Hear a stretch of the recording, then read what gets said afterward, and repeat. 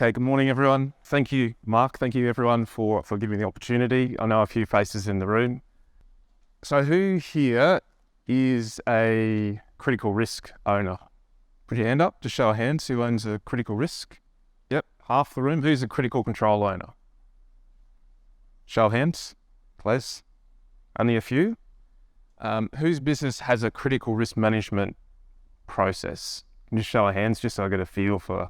Okay, everyone's got something. I think we all know that we've got fatal risks. Put your hand up if you think your critical risk management program is nailing the management of your fatal risks. Yep, probably the other way, yeah? Completely agree. So how do we know that? I mean, Mark, you've just shared some information. We know we're having incidents, high potential, significant incidents. These photos are just taken from RSHQ from the last, I think, 6 to 9 months, just going in and just looking at some of the incidents. And that's just in Queensland, and that's the ones that are reported, let alone the ones that don't make it there to that particular list. So we all agree we've got a way to go. So whose business has sort of based what they do on the ICMM flowchart or process? Just show of hands so I get an idea. Maybe half. Yep, a third of the room. The purpose today is to not go through that flow chart. I'm sure you've seen it all before. It's a pretty good starting point. The title of this talk was around critical controls management. I think you understand if you get critical risk management right, your critical controls will flow out of that. So I'm going to use those terms interchangeably today. It's a big beast, so I've only got 15, maybe 30 minutes. So I'm going to touch on a few key aspects and key practical things to consider and keep in mind within the time I've got. I mean, we run a 2-day course and we still don't even cover the sidelines of it. About me in less than 30 seconds. So the credibility slide. So thank you for the intro there. Been around for a while. I know a few people in the room. Certainly in the last 5 years, we've been doubling down on critical risk management. In our view, that's the pointy end. That's where we want to focus on, and that's some of the clients that we've been helping on their critical risk management journey. Okay, so let's start now thinking about some of the things that we can do. And I use this analogy of separating the wheat from the chaff. So what are your critical risks? There's lots of different terminologies out there. And here's some signs and symptoms. When we come into businesses and help them out, here's some of the things we see when there isn't that clarity. Just show of hands, is any of these present within your business? Just so I get a feel. Some of these sound familiar? Yep. Too many. So sometimes we'll see baseline risk assessments with, gosh, like 300, 400 line items on it. How are you supposed to manage your critical risk when you've got that volume sitting there? I'm not going to read through all of those. So wouldn't it be nice if you got to the position where within your business or within your role, you knew absolutely certain what are your critical risks? What are your critical few? Yes, we've got lots of other stuff, some LTIs, but what are those critical few things? And your baseline reflected that. And therefore your critical controls, you've got lots of stuff, but you have absolute clarity that they're only for those critical few things that are really, really important. And so I guess diagrammatically, this is what we want to do, yeah? We want to look at everything and get to a point of, these are my critical few.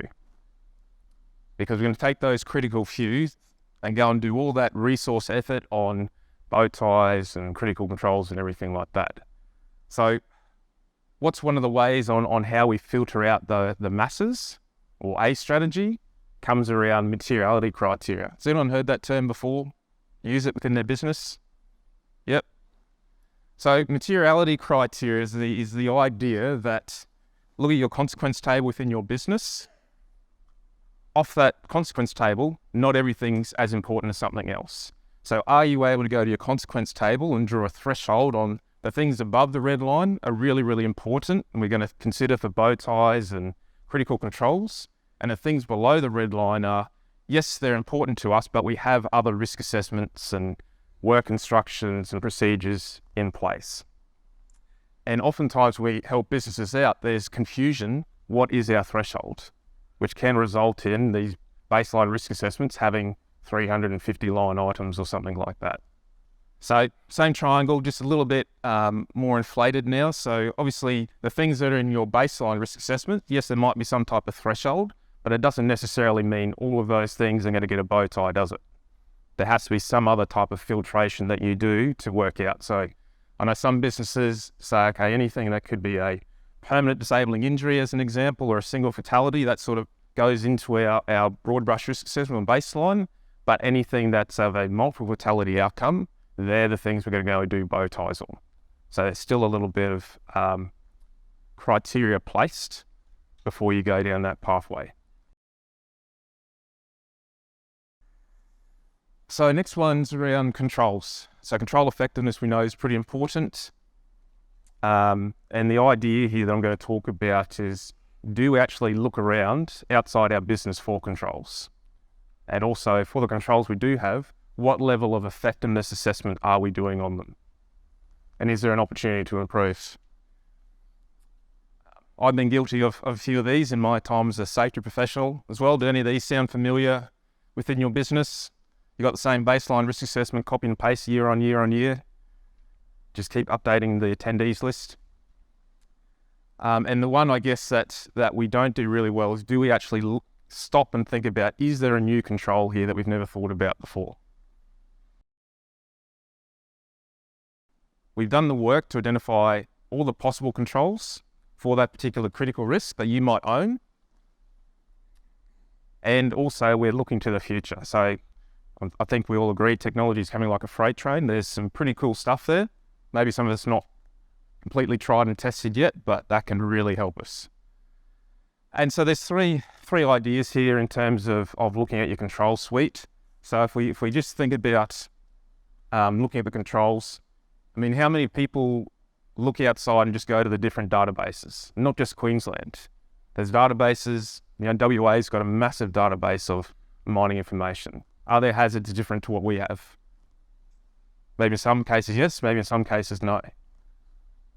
So that's the idea of looking around when we're taking the time to go through these assessments. There's lots of information there if you can find, well, you can find it, just got to go and take the time to do it. How many businesses do control effectiveness assessments? Just a show of hands. Okay, maybe less than 10% of the room. There's some good information out there, control effectiveness assessments, and certainly if in your bow ties, certainly at that level, you certainly want to be doing control effectiveness assessments. Okay, busy slide here. I'm not going to explain bow ties. I'm hopefully you're familiar with the structure of a bow tie. What this is pointing to here is from a layers of protection perspective, or from a timeline perspective. When we overlay a timeline and some of these prompts here, this categorization on your existing control suite, it gives us an ability to look outside what we currently think about. So when we come up with controls in the bow tie risk assessment, do we use these prompts to think about our controls? Or just come up with the best we can think of at that point in time, write them down, and then we move on. When if we start thinking about, for example, okay, in the, for example, for a single vehicle collision or something like that, or multiple vehicle collision, what have we got that are controls that detect and deflect? Either what do we have, or what could we have? Or what's out there in the industry that could help us? So we can see the timeline going from the left-hand side further out, and then the timeline in terms of post-incident, what kicks in there. Okay, so summarize that little chunk there. We talked about controls. It's really around, look outside the business. There's plenty of information there.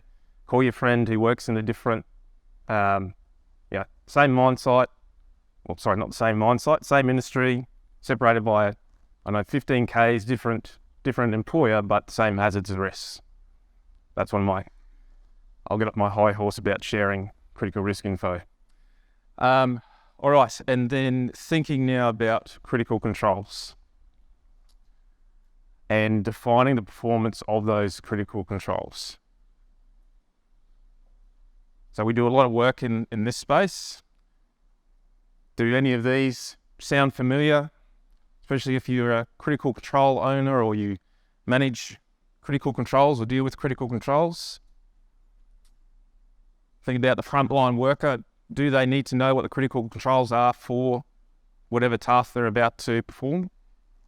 If they do, how do they get that information? Is there a mechanism by which they get that information? Ownership of critical controls, that's always a fun one, certainly if there's hundreds and hundreds of critical controls. And again, we want to be to a point where everyone knows the critical controls are. Well, it's not necessarily you need to know every control, is it? It's for your particular work that you do, what do you need to know? And certainly at a system level, we want to understand how can these controls fail and what have we got in place to stop them from failing. So how do we get there? So one strategy, which is a pretty good mechanism, is critical control performance standards. Hands up, who's got critical control performance standards in their business? Okay, less than 10% of the room. Well, I've got this key point later on. If you don't have them, now's the time to get cracking. So what is it? It can be a document or a structured set of data. So it might be in a software, it might be something else, or you could have it in a Word document or whatever it is. And it's where you go through the process and have defined what is the performance you want of this critical control. And the good news is, well, I'll share it here. There are parameters and prompts, and we start to think about this. Okay? The trap we can fall into is we just sit in a room and come up with some stuff and think that's the best we can think of or come up with. So let's think, for example, I'm not going to read each one of these. Let's think about availability as an idea. So we've got, what are they? The fire gas sensor things, I don't know what you call them. Fire sensors here on the roof. If you thought about it as a percentage, what percentage availability would you want to have of these sensors? Just throw out a number. 100%? Yep. Absolutely. Anything less than 100%, it would not be ideal. In terms of redundancy, would there be any redundancy mechanisms should these controls fail? Any ideas? What would be an example of one? Manual call point, smoke detector, something like that, yep. So think about some of a critical control you might own. Have you defined or has your business defined these types of things? As an example, is the availability defined? If the availability isn't to that level, what do you do about it? Is there redundancy in place? Have you done that work? Because the critical controls can and often will fail. What's your plan B or plan C? So some other things to consider inside your performance standards as well. So performance triggers. So let's say there's I don't know, 10 sensors in this room. If one fails, what do I do? Does that trigger something? Or do we just carry on as normal? If 2 fails, if 3 fails, if 4 fail, if they all fail, do we do something different? So think about some of the critical controls you've got. Is there like a TARP methodology? Is there some cascading requirements, some objective data that sits behind and tells you if it goes to this state, this is exactly what we do? And the what we do, what does that look like? Does it mean we do an incident investigation? Do we just do a maintenance thing? Do we capture that data somewhere? Not going to talk about verification. Same with failure mechanisms. So think about these sensors in the room. What could be an example of how it might fail? What could be a particular failure mode? Beg your pardon? Age. Thanks, Cole. So for some of your critical controls, do you know how they could have failed? Or do you do that work inside the bow tie? How can these things fail? How can they erode over time? And what have we got in place to mitigate or prevent them from failing or eroding over time? And as part of your verification, do we check these failure prevention strategies as well? Okay, so someone sent me two people sent me these articles, 2 separate things. So the one on the top is a really recent study that these guys did in construction in 2022. 10 years of construction information, construction incidents, and came and looked at the critical control performance and effectiveness. And I've redlined a pretty scary stat that they identified. The reliability of critical controls measured by implementation and effectiveness averaged just 42%. So they had a critical control program in place, they're doing verifications, but the external study found 42% effectiveness. So yes, construction compared to mining, but I think the parallels are there. Yeah, people going out, checking things, coming up with things. The one below, recent article put out by Professor Hopkins, lessons from Grosvenor. It's pretty good read, pretty easy to read if you can get a hold of it. You can get a hold of it. But the last sentence here, so what appears to have happened was that monitoring critical controls was treated as a routine bureaucratic process, and providing this yielded satisfactory results, nothing else seemed to matter. So we're not picking on Grosvenor here. I mean, how many of us do critical control checks? No issue, and we just move on. Okay, so I'll summarise there around the critical control performance standards. That line of questioning and thinking is certainly an opportunity for us moving forwards. So to recap, we talked about materiality criteria and how it helps define what your critical risks are. Thinking about your control suites and where you get your critical control or control information from, and developing performance standards. So it's pretty confusing, pretty complex. I've got the benefit of being in this world for a lot of time. Businesses that aren't, or people that aren't, it can be pretty overwhelming. So some practical, tactical things. So I've talked about some ideas. So one thing that's clear is there is a lot of work in critical risk management to get this right. And thinking that your current resource base can then magically create all this work or do all this work, we're setting ourselves up for failure. We underestimate how much work there is. I've talked about broad brush. So inside your bow ties, tactical thing, control effectiveness assessments. Make sure you're doing that. Or if you aren't, start doing that. Happy to share some tools for that. We talked about the layers, so that timeline review on the controls. Talked about performance standards, and so that last one there came out of that construction one. So the example they gave, I can't remember what it was, but we said we've got, let's say that the smoke detectors as an idea, we've got all this stuff in place, but the idea here is that there could be a building where they're just not there at all. Okay, so the spread of where the critical controls should be weren't there. That was one of the things they found. So do we have critical controls within our businesses that we just assume are there because they're in lots of different places but aren't? And how are you picking that up?